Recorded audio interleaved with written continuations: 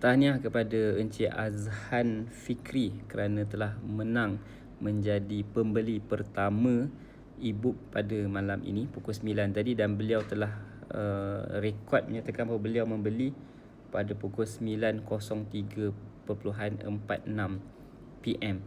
Tahniah kepada beliau kerana telah join live saya. Maksudnya pukul 9 tu tak ada orang join live kan.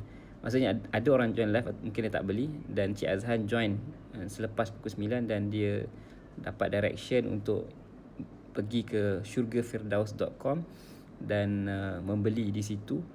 Dan dengan e-book kan, untuk awal ni saya jual e-book lah kan, dengan harga RM0, dan beliau menjadi pembeli pertama dan ia melayakkan beliau untuk menerima RM10 daripada saya, yang mana duit RM10 itu adalah duit marketing lah kan. Biasanya orang yang berniaga ni dia akan bayar kepada TikTok, bayar kepada Facebook, bayar kepada Google untuk bajet marketing buat ads.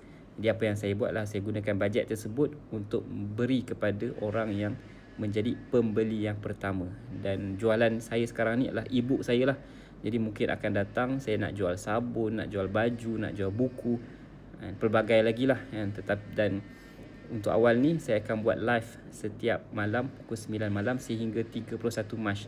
Jadi kalau anda nak menjadi pembeli pertama yang menerima RM10 secara percuma, anda boleh join live sebelum pukul 9 dan anda boleh terus key in syurgafirdaus.com dan beli di situ dan menjadi pembeli yang pertama, dan anda layak untuk menerima RM10. Okay, jumpa esok malam. Assalamualaikum.